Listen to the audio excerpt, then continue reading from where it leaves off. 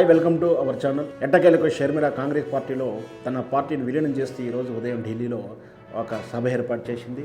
ఈరోజు Congress party అధ్యక్షుడైనటువంటి chief Mallikarjuna Kharge సమక్షంలో కాంగ్రెస్ 3 రంగుల జెండాని షర్మిల అధికారికంగా కప్పుకొని తన పార్టీని కాంగ్రెస్ పార్టీని విలీనం చేస్తున్నట్టు ప్రకటించింది. మొత్తం మీద అందరూ ఊహించినట్టుగానే జరగాల్సిన పరిణామం అంతా కూడా జరిగిపోయింది.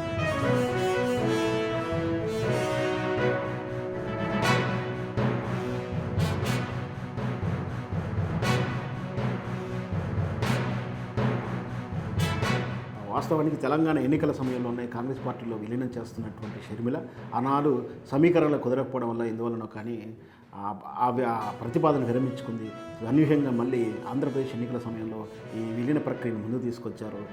ఒకవైపు తన కుమారుని పెళ్లి ఆ ముహూర్తాలు ఫిక్స్ అవుతూ ఆ కార్యక్రమాలు చేస్తూనే మళ్ళీ వెంటనే ఇక్కడ కాంగ్రెస్ పార్టీ రాజకీయ భవిష్యత్తు ఇవన్నీ కూడా జరగాల్సినటువంటి కార్యక్రమాలన్నీ కూడా షర్మిల గారు చాకచక్యంగా పనిచేస్తుందని చెప్పొచ్చు. నిన్న మనం చూస్తే ఈడుపులపాయల మొదటి వెడ్డింగ్ ఇన్విటేషన్ కాడ తన తండ్రి గారి సమాధి వద్ద పెట్టడం, వెంటనే అక్కడి నుంచి తన అన్న అయినట్టు జగన్మోహన్ రెడ్డి దగ్గరికి వెళ్ళి వివాహాన్ని రావాల్సిందిగా ఆహ్వానించడం, అక్కడే వెంటనే మన నుంచి ఢిల్లీకి వెళ్ళి సంప్రదింపులన్నీ జరిపేసి పొద్దున్నే కాంగ్రెస్ తీర్థం పుచ్చుకుంది.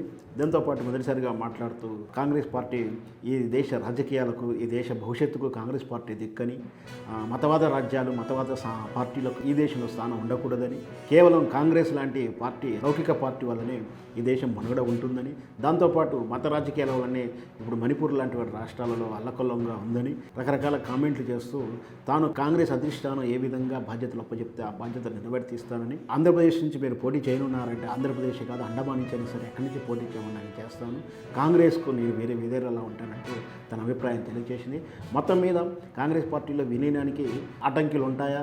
నిన్న జగన్మోహన్ రెడ్డి కలిసిన తర్వాత రాజకీయ పరిణామాలైనా అనూహ్యంగా మార్పులు జరుగుతాయి అనుకున్నాం, కానీ వాస్తవానికి జగన్మోహన్ రెడ్డి గారితో కలవడం అనేది కుటుంబపరంగానే జరిగింది. కానీ అక్కడ రాజకీయాల పరమైనటువంటి చర్చ జరగనట్టు కానీ రాజకీయపరమైన సూచనలు చేసినట్టు కానీ ఏం కనిపిస్తలేదు. మొత్తం మీద కాంగ్రెస్ పార్టీ విలీనంతో షర్మిల మళ్ళీ ఆంధ్రప్రదేశ్ రాజకీయాల్లో ప్రవేశిస్తుందని మనం చెప్పవచ్చు.